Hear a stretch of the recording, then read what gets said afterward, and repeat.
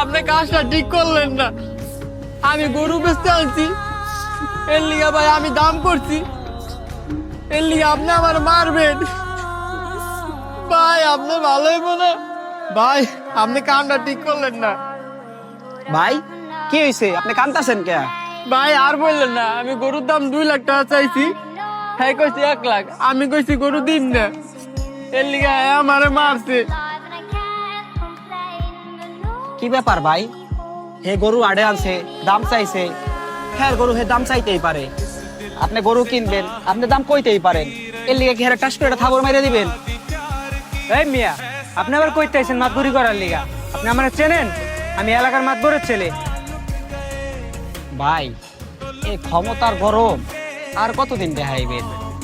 এই দুনিয়াতে চিরদিন থাকবেন না ভাই। আপনার বাপ এলাকার মাধ্যম দেখা যারে তারে থাবর মাইরা দিবেন। শোনেন, এই যে একটা